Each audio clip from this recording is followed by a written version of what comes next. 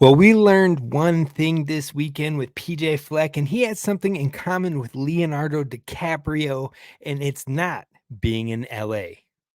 Hey, You are Locked On Golden no matter what we're Gophers, going to do here, we're just going to keep rowing. your daily podcast on the Minnesota Whatever Golden turns out, however it Gophers. turns out, we're just going to keep rowing. Part of the Locked On Podcast Network, your team every day. We're just going to keep rowing, and keep rowing.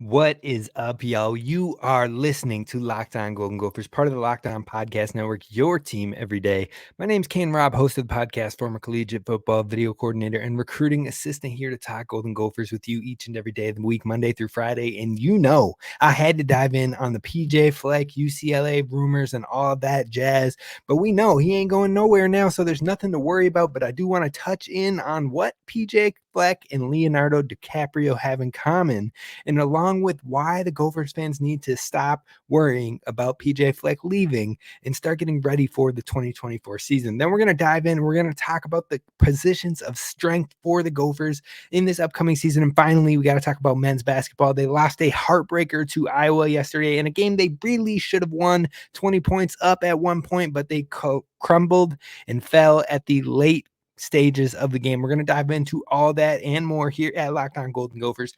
So be sure to hit subscribe and definitely go over on YouTube, hit like, hit subscribe, jump in the comments. Let me know your thoughts. Let me know how you felt when you heard the PJ Fleck UCLA stuff going on. But I'm going to get into why I was never worried. Now, I'm always going to kind of troll a little bit on Twitter here or there and be like, oh, that's not good. Don't like that. Don't want to hear it, just because college can be such the wild, wild west. It can be so crazy in this ever-changing landscape when it comes to coaching changes, portal players, and all of that. There are so many things always changing that you can't say as without 100% certainty that a person will not leave. You can't. It's just not possible to do that. But I was fairly confident that I didn't think he was really going anywhere. Now, it first broke that Chip Kelly was leaving UCLA as the head coach out there to go be the offensive coordinator for Ohio State. Now, that seems kind of like a weird demotion to take, going from another P5 program that is now going to be in the same conference.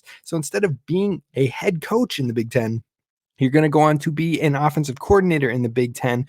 Now, yes, granted, it's for one of the best schools in the entire conference, but at the same time, a weird route to go, in my opinion. Definitely didn't see that one coming, did not have that on my offseason bingo card. Now, that being said, as that information broke, Brett McMurphy, who is a fairly connected and well-known college football analyst or insider of sorts, he's connected in the space, plain and simple, and he said that he expects PJ Fleck to be as UCLA's top candidate or one of their top candidates heading into that hiring cycle. And my first issue is why is PJ Fleck at the top of the list? Why would PJ Fleck want to go out there? It seems like every analyst, media member, you name it, every offseason is trying to send Fleck to a new school, because why would he stay in Minnesota? That seems to always be the reasoning of like, oh, PJ Fleck's going to be in that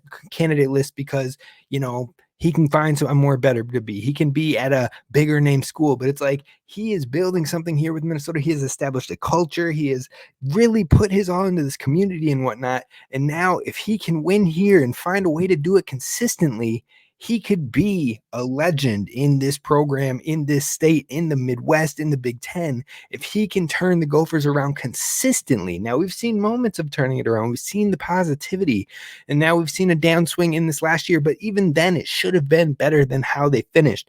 I am expecting the Gophers to come out with big swings in 2024. So my biggest question is, why do they always put him in there? Because it seems like he has it pretty good where he's at, and it can continue to keep building. So my question is, why would he go to UCLA? You see with Michigan State, People had mentioned, oh, maybe PJ Fleck will be in that. His name could be in that list. That top candidates, blah, blah, blah, going on when Michigan State had to have a new coach this offseason. Now, that one was one that worried me because his wife had connections to Michigan State. I don't know if she was alum or how she connected there, but that place had an impact on his wife at some sort. So if he could go back there, that was one where I was like, ooh, that could be a little scary. That could be dangerous. That could be something to make some noise. But that didn't happen. On top of that, they had a NIL presence that was pretty healthy, and it just felt like that could have been a possibility. So that is the only job that I've really been nervous about when it comes to PJ Fleck leaving the Golden Gophers, but that didn't happen. And then this UCLA one comes up, and I'm like, nah. I mean, sure, you can have a little bit of fear because college is crazy, but I didn't think it was going to happen. Now, yes, UCLA has a legendary stadium. Yes, they are in LA. They're in California, beautiful weather, beautiful scenery, and all that stuff, but that's not winning football games. Heck, their amazing historical stadium, they can't even fill that bad boy up. Now, I know the Gophers have been getting Huntington Bank Stadium filled up quite nicely over the past few years, so it's definitely something that I don't see UCLA as like a home run hit away from the Gophers. On top of that, UCLA only really seems to have its location going for it. Now, yes, long term that could be intriguing because of recruiting, and maybe it could reset the clock for PJ Fleck in a sense. But that being said, his Minnesota team had huge players lock into playing in 2024. He has the NIL foundation that is building sustainably and in a healthy way here with Dinkytown athletes. And on top of that, you just brought in a quality, nice quarterback, one of the best quarterbacks in FCS college football last season. And your program culture is probably better suited for a place like Minnesota as opposed to California and LA, where you might not get as strong of a buy-in into that row the boat mentality. So overall, I expect PJ Fleck to share something with Leonardo DiCaprio, but it is not the fact of being in LA or in California. It is in fact that moment that we got on Twitter, and it was great. But you talk about Leo in The Wolf of Wall Street, and he says, I'm not leaving. I'm not going anywhere. That is what I was expecting from PJ Fleck, and we ended up getting it. So that is the only thing in common that they share is he isn't going nowhere. And he put it to sleep when he also talked about that he is excited to be in Minnesota, and now he's going to focus on his wedding anniversaries too. So shout out to Coach and Heather for their wedding anniversary. Hopefully they had a good celebration and got away from everything for a little bit. Now, always remember, folks, because people had been talking to me like, Kane, there's a lot of big names saying, oh, he could be going to UCLA. So who are we going to look for coaching? Now, if it went that route, we would have dove into who Minnesota could have looked at. But I was like, I'm not worried about it. I'm not even going to get to that point right now because, yes, some folks with some sources or some credibility in the college space might be like, oh, yep, I'm hearing it. I'm hearing he's at the top of these lists. But those same folks said, Dan Lanning is a lock to be Alabama's next head coach. And when that didn't happen, then they were like, Lane Kiffin is a lock to be Alabama's next head coach. And then it didn't happen. And then they were like, Steve Sarkisian is a lock to be Alabama's head coach. You see where I'm going. And then moments later, we find out it's Kalen DeBoer who is headed to Tuscaloosa. So let's give Coach Fleck some credit. He said he wants to be here in Minnesota long term, and he's built a culture here. He's now shown multiple times that his name has come up, and he is committed to being right here in the great state of Minnesota and in Dinkytown. So a deep breath for the Gophers fans. Keep on rowing, but I think Minnesota is going to be just fine, and PJ Fleck isn't going anywhere. Now, what I want to talk about coming up next is the deepest rooms for the Golden Gophers football team. We've talked about the worries. We've talked about the concerns or the lack of depth, the shallowest rooms when it comes to Gophers football next season. But let's talk about what the strongest rooms are. What is the best groupings for the Gophers in 2024? That's what's coming up next. First, I want to talk to you about our friends over at LinkedIn Jobs, because when you're hiring for your small business, you want to find quality professionals that are right for the role. That's why you have to check out LinkedIn Jobs, because LinkedIn Jobs has the tools to help you find the right professionals for your team faster and for free. In fact, LinkedIn Jobs helped me find my very first job out of college. I was super grateful. It was the best fit for a first job, and I loved the culture. I loved the people, and it was best for me as an individual, but it was also also best for my employer at the time who found the right candidate to fill their role. So if you're looking for something like that, you're looking to set yourself apart and find the right people for your small business, then LinkedIn isn't just another job board. It's a vast network of more than 1 billion professionals, which will make it the best place to hire. It gives you access to professionals you can't find anywhere else. LinkedIn does it all while making the process easy and intuitive. On top of that, hiring is easy when you have so many quality candidates. So easy, in fact, that 86% of small businesses get a qualified candidate within 24 hours. So definitely go on and check out LinkedIn Jobs by going to linkedin.com/lockedoncollege. Again, that's linkedin.com/lockedoncollege. LinkedIn knows that small businesses are wearing so many hats and you might not have the time or the resources to hire, so they've got you covered. Again, linkedin.com/lockedoncollege to post about your job for free. Terms and conditions apply.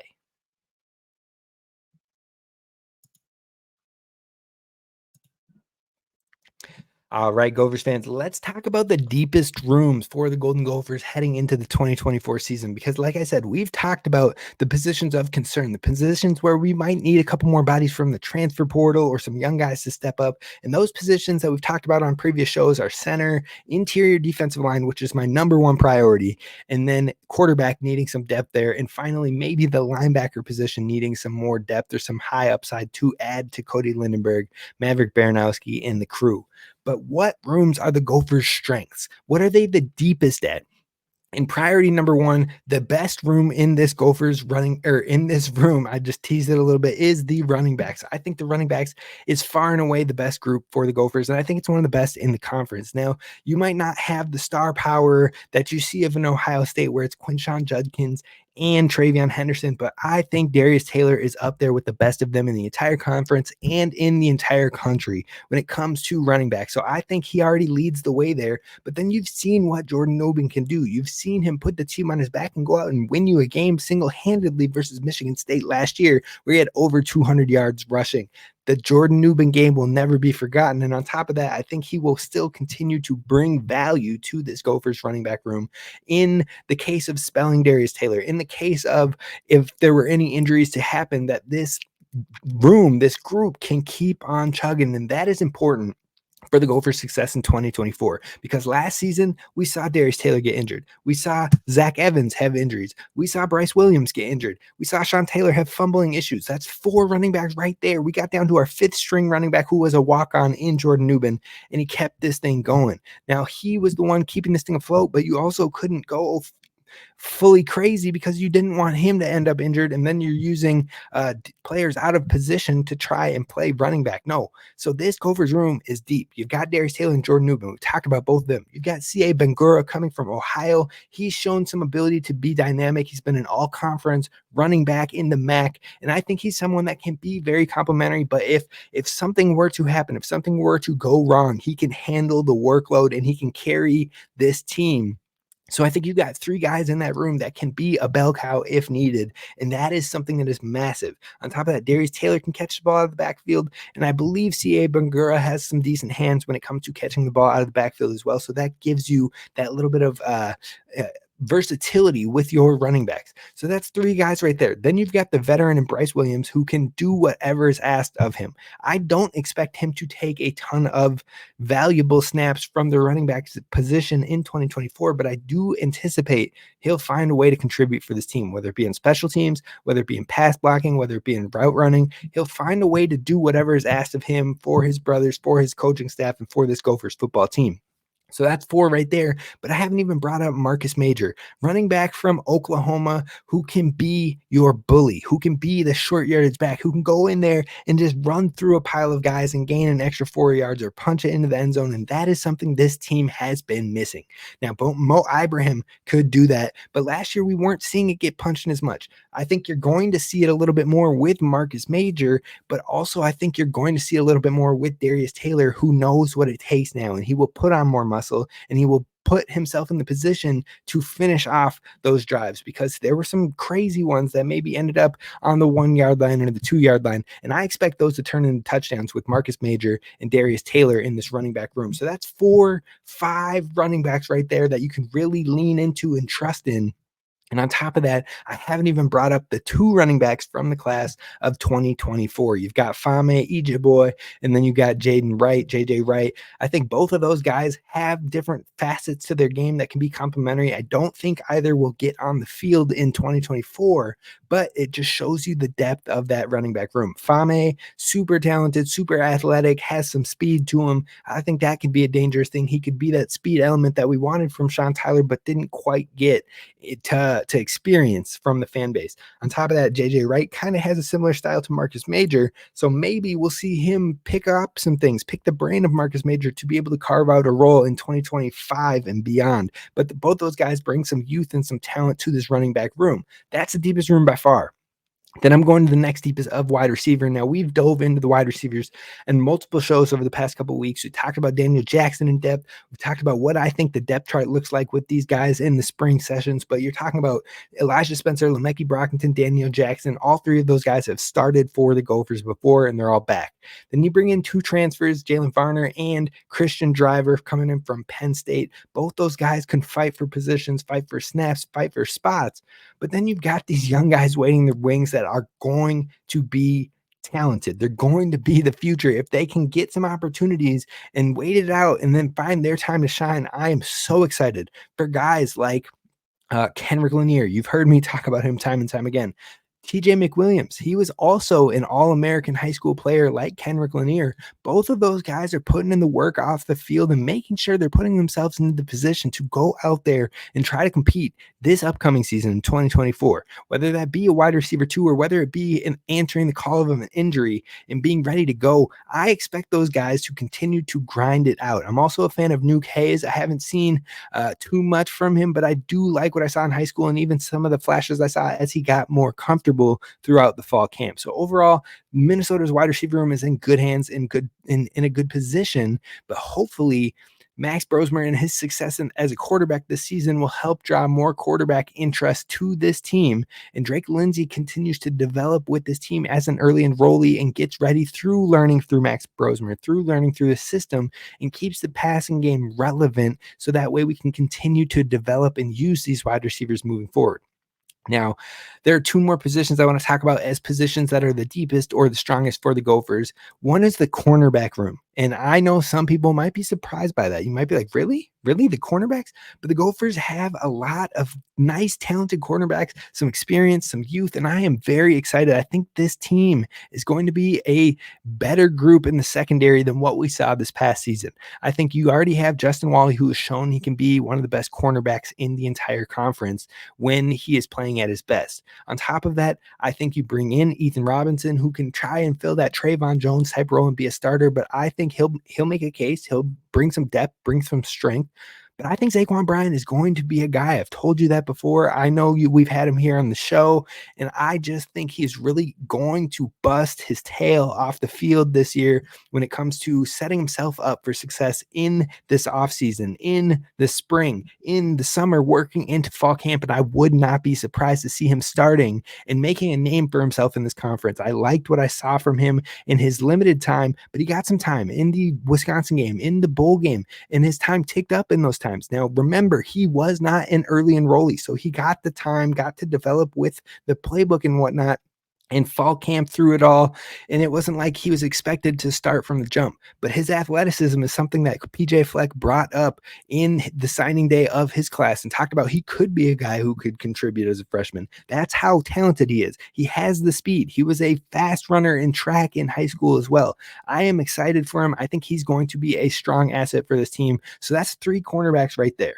On top of that, I'm counting the nickels in that cornerback room. So you've got Jack Henderson, who played in heck of a lot of snaps last year. He also led the team in tackles last year. And I think in a more consistent now year 2 going into the Big Ten Power 5 level of play, I think he is going to ball out even more. And I think with Coach Heatherman and the way he likes to blitz and whatnot, I think that we're going to see a lot more usage from Jack Henderson, which makes him pop off the page.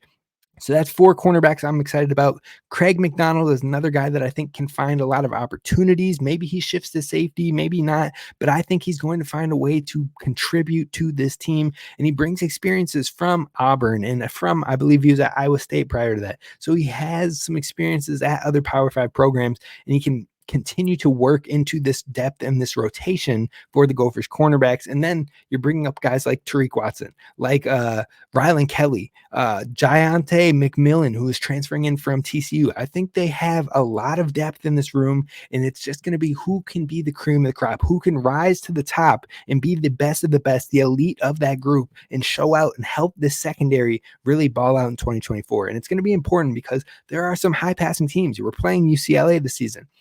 Michigan doesn't pass the ball a ton, but we're playing them again this season.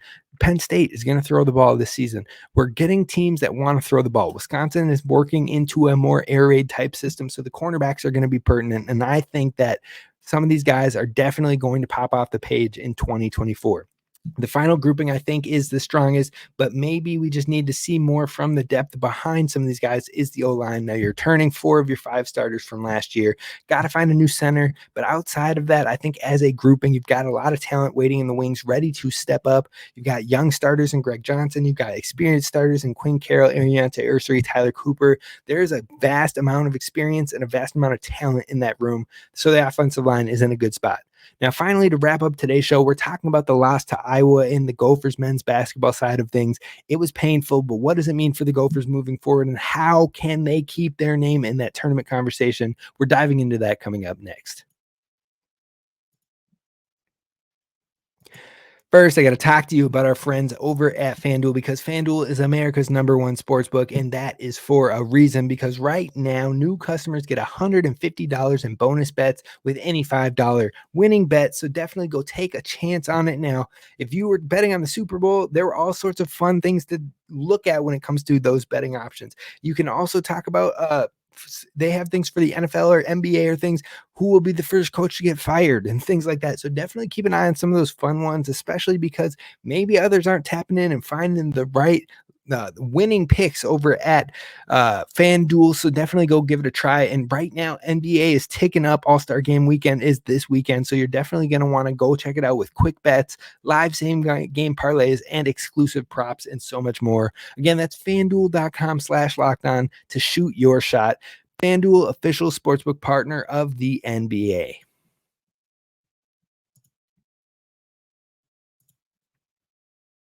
All right, we're wrapping this one up talking about Gophers men's hoop. Now, the Gophers dropped a tough one. They dropped a tough one to Iowa on the road, 90-85. But the thing that stings the most is that the Gophers were winning this game. They were winning this game by 20 points, I believe, in the second half. And you know what? That's the second 20-point lead that has been blown by this team this season. Now, you're talking about a team that has 15 wins on the year. I believe they're 15-8 right now. But if you take those two where they had 20-point leads and you put them to the win column, you're all of a sudden looking at a team that's 17-6. And that is an impressive thing in its own right. And that's not even bringing up the close losses that should have been wins in the Michigan State game on the road and the Wisconsin game at home, in which you lost very late in the game. You put those on, all of a sudden you're looking at a team that's 19 in like 5 or 19 and just kidding, 19-4. We'll get that right there.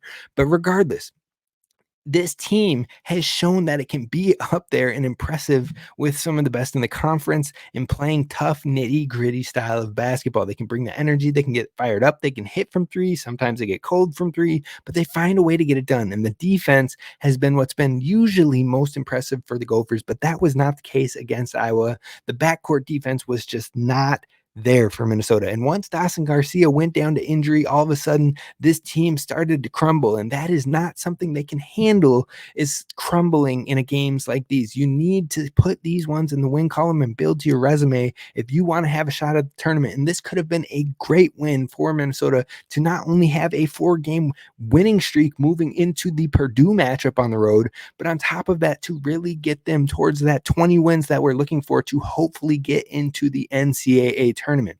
Now, like I said, it would be super fun to have the hypotheticals of winning those super close down to the wire last second losses, or those 2 in which we blew 20-point opportunities. You add those 4 wins in the column, and all of a sudden you're looking at 19 wins. That is fun to play hypothetical with it all.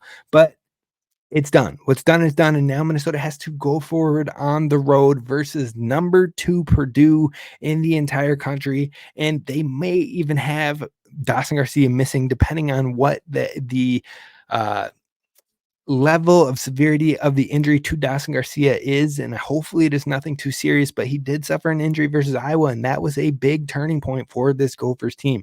If they're going to be missing him and have to take on a Zach Edey-led Purdue, this is going to be a very, very difficult game, especially if Pharrell Payne were to get into foul trouble, because then you don't have a lot of depth in the front court. So overall, that Purdue game is not one that I'm feeling great about if Dawson Garcia is off the floor. I might not have even felt too great about it, even if he was on the floor, just because they're one of the best teams in the entire country, and they've proven that time and time again. But that being said, if you can beat Purdue, that would be a massive, I'm talking huge win that would probably put you right into the tournament conversation as long as you take care of business. Even if you got to like 19 wins, but you took Purdue as one of those wins, I think you're definitely making a very valuable case for yourself on the resume. So if they can do that, more power to him, but I'm not holding my breath on that one. So beyond Purdue, there's going to be 7 games remaining in the regular season for the Minnesota Golden Gophers. And Minnesota is going to need to win about 5 of those 7 in order to make a healthy case for themselves for the NCAA tournament, which is why this Iowa game would have been so extremely valuable, because then you're looking at 16 wins and you only need to win about 4 of those games to be able to put your name into that type of conversation. So the Gophers have their work cut out for them. They've got to take on teams like Nebraska on the road. They've got to take on Illinois, who is ranked. They've got to take Northwestern on the road. And then they've also got some winnable games in Rutgers and Ohio State. So those 5 games right there are a couple of the games that they'll need to try and figure out to win. On top of, I believe they have 2 others. I can't remember off the top of my head. I think it's IU here in Dinkytown. And then there's one other game that I'm slipping off the top. But regardless, it's not going to be easy. These are all teams that Minnesota has lost to or won by tight margins. They've beat Northwestern and Nebraska in close ones. They've lost to Ohio State big, but they really came back in the second half and showed it could have been a game they could have won. They've lost to IU, but they've shown they could have been in that game. So it's going to be down to the wire. Every night is going to be a grind, and the Gophers have to find a way to get it done, have to find a way to stay healthy and keep on playing their style of basketball. You can't blow 20-point leads anymore. You can't do it. If you do that again, you're going to find yourselves on the outskirts or looking at an NIT more so than any shot at the tournament. So Minnesota has had some regret this season, and they could realistically get to 19 wins currently, but they could be at 19 wins currently, but ifs and buts don't matter at this point. Minnesota is going to need to get hot down the stretch and get back on track. I'm looking forward to it. Hopefully they can win this Purdue one. That would be, we'd be going insane on the podcast on that one. But if they can't, hopefully get a little streak going after that with Rutgers, Ohio State, and a few others to come. But that's going to do it for us on today's episode of Locked On Golden Gophers. I hope you enjoyed it. Tomorrow we're going to talk about the top 9 future Gophers with high upside when it comes to the football side of things. Hopefully you'll be tuned in. Be sure to hit subscribe so you don't miss it. Let me know if there's any questions you have that you want answered here on the podcast moving forward, and I'll be sure to get those covered. But until then, I'll see you tomorrow. Row the boat, Sky, you might go Gophers. And as always, do not forget to hit subscribe.